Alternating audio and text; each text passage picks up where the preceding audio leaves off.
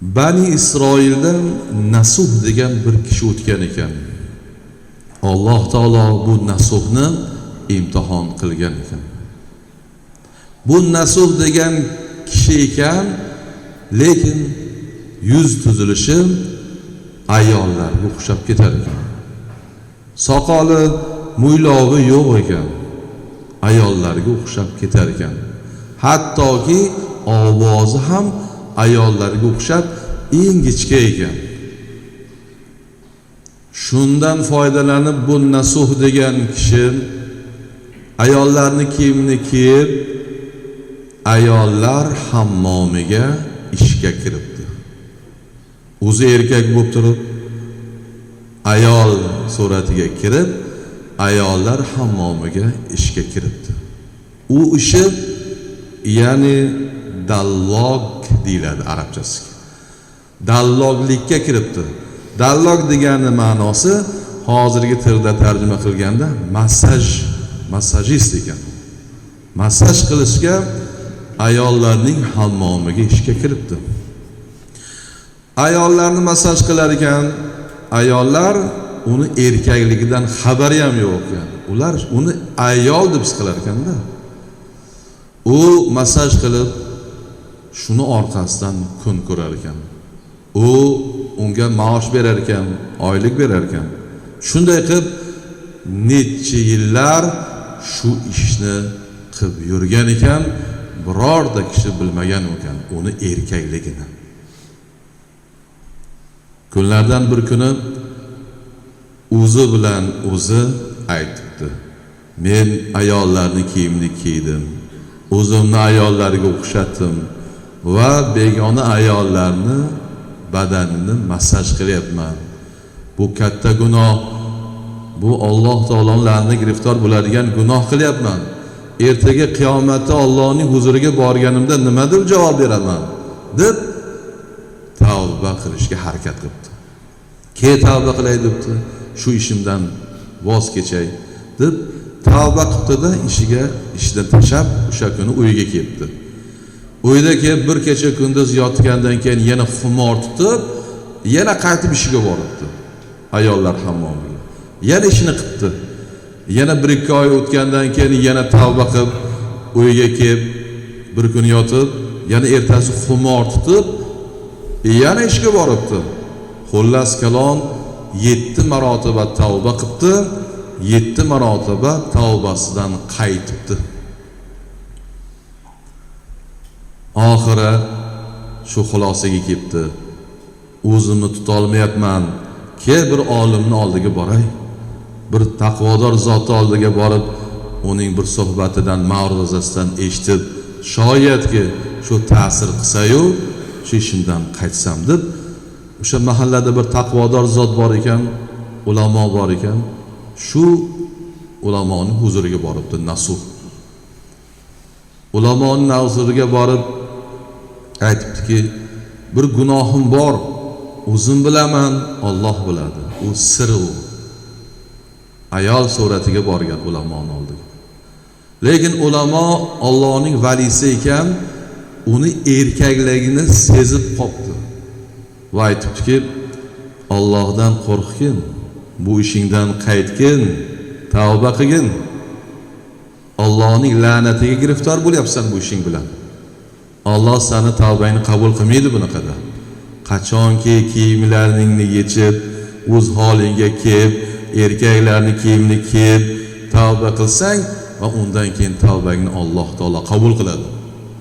Ungacha shu kiyimda ekansan, shu harom ishda ekansan, Alloh sen tavbangni qabul qilmaydi" debdi. U ta'sirlanib o'sha kuni chiqibdi-da, "Bo'ldi, ishlamayman" deb borib uyiga bir kun yotib, ertasi yana xumor qilib, yana ishga boribdi. Tavbasidan qaytmaydigan ekan. Ulamoning gapi ham ta'sir qilmabdi. Domlaning gapi ham ta'sir qilmabdi.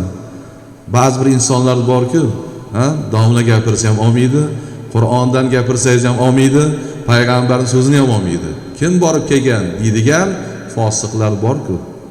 Shunga o'xshab ketdi. U ham Nasuh ham ulamoning gapiga olmabdi. ertasi yana ishiga boribdi, hammom ayollarning hammomiga, massajga. Lekin o'sha kuni bir Alloh taolo tomonidan bir mo'jizaviy ish bo'libdi. Massaj qilayotgan paytda o'sha kuni podshoning qizi 5-6 ta sheriklari bilan, jo'ralari bilan ayollarning hammomiga ketdi massaj qildirishga. Podshoning qizi. Aynan shu podshoning qizini shu Nasuh o'zi qabul qildi-da, massaj qildi, yaxshilab xizmatini qildi-da, va undan keyin u kiyimlarni kiyib, undan keyin endi ketmoqchi bo'lganida qarasaki, qo'lidagi uzugi yo'q. Podshoning qizini qo'lidagi uzugi yo'q, yo'qolibdi. Podshoning qizi sheriklariga, xizmat qiladigan ayollarga aytdiki, birga kelgan ayollarga aytdiki, uzugim yo'q, uzugimni mana shu hammom ichidagi olgan bular. Bittasi o'g'irlagan bular. Shundan ayollar ichkariga kirib, hammomni ichkaridan qulflaydi-da, jar soladi. Deydi, qaranglar, yaxshilik bilan uzukni qaytarib beringlar. Kim olgan bo'lsa qaytarib bersin, indamaymiz. Bo'lmasa jazo bor deganda hammalar bir ovozdan olmadik deyishadi. Nasuh ham olmadim deydi. Keyin qarasaki bo'lmaydigan u ayol, xizmatkor ayol, podshoning qizidagi xizmatkor ayol aytadi, endi bo'lmasa boshqacha ish qilamiz endi. Endi bitta yechintirib sizlarni tekshiramiz dedi. O'shanda biron joylarda yashirgan bo'lsalaringiz, shunda topamiz. Bir burchakka hammasini to'plab, bitta keltirib, yechintirib, ko'rib o'tkazib beribdi.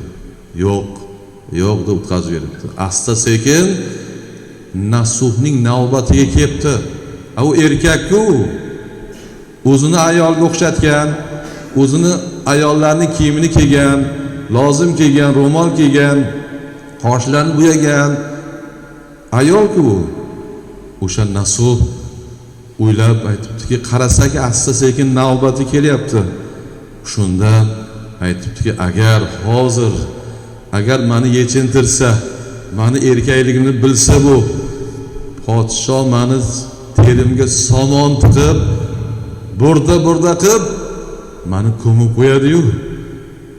Yana butun mahallaga sharmanda bo'laman. O'shanda nola qilgan ekan, Alloh taolodan so'ragan ekan. Ey Alloh, ya Rahman, ya Rahim, ya Sattar debdi. Ey Parvardigor olam, o'zing mehribonsan, o'zing rahmli zotsan, o'zing ayblarni berkituvchi zotsan, sirlarni berkituvchi zotsan. Meni aybimni bilasan. Agar aybim oshkora bo'lsa, o'ldim. Hammani oldida, butun xalqning xaloq oldida sharmanda bo'lib qolaman. Ikki dunyoda sharmanda bo'laman. Parvardigor olam, agar shu joyda meni qutqarsang, Alloh o'zing bilan, noming bilan qasam ichib aytamanki, bir umr sajda qilib yuraman. Bu ishimni tashlayman, bir umr sajda qilaman, ibodatda yuraman deb yig'lab duo qildi. Ayollar tugabdi, Nasuhning navbati kelibdi. Podshoning qizi xizmatkorlardan biri aytibdiki, "San o'sha mana shu san eding, mana shu massaj qilgana podshoning qizini. San olgansan. Muttaham, haromxo'r, o'g'ri debsan. Keltiringlar qana. Buni ham yechintiramiz" debdi. Shu keltiringlar deb qo'l oyog'idan ushab, endi olib kelayotganda hushidan ketib qopti. Nasuh hushidan ketib qopti hammom ichida. O'shanda qarangki, Allohning rahmi kelibdi shu Nasuhga. Alloh taolo uni himoya qildi, uni yalang'och qilmabdi. Qarangki, shu asnoda hali u hushidan ketgan. Shu asnoda ayollardan biri uzukni topdim deb baqirdi. Qayerdan topding desa, mana suv, ya'ni suv tashiydigan hammomni maxsus joyi bo'lar ekan. O'sha joydan topdim, kir suvlarning ichida ekan deb berib yuboradi. Hamma xursand, qutuldi azobdan, jazodan qutuldi. Keyin nasuv o'ziga kelib qoladi. Shundan ketib qolgan nasuv o'ziga kelib qolib qarasaki, kiyimlar turibdi, yalang'och emas. Alloh uni himoya qilibdi, sharmanda qilmabdi. Ey Parvardigor, senga shukronalar bo'lsin deb nima bo'ldi deb qarasaki, o'sha podshoning qizi xizmatgori kelib aytadiki, bu topildi, bu olmagan ekansan, sen olmagan ekansan, bular olmagan ekan, o'zi tushgan ekan bu. Men seni o'g'ri deb, seni tuhmat qilganim uchun meni kechir debdi. Sen pok inson ekansan debdi. Sen halol inson ekansan debdi. Kampir bo'lsang ham sen mehnatini yaxshi qilar ekansan. Uzr, meni kechir deb kechirim so'rabdi-da. Shunda Nasuh aytibdiki, agar o'g'ri bo'lganimda yaxshi bo'lar edi debdi. Lekin meni gunohim o'g'ridan 1000 barobar katta.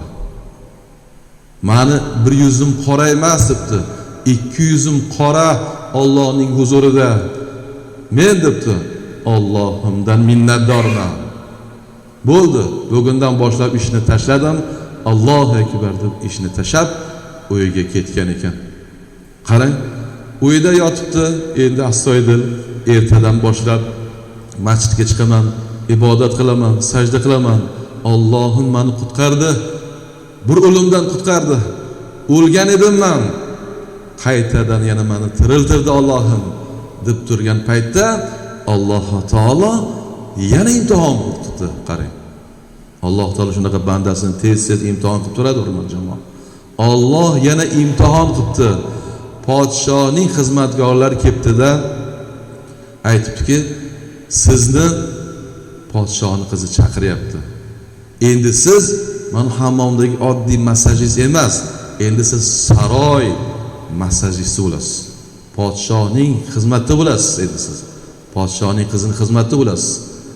Endi sizga Xudo berdi debdi.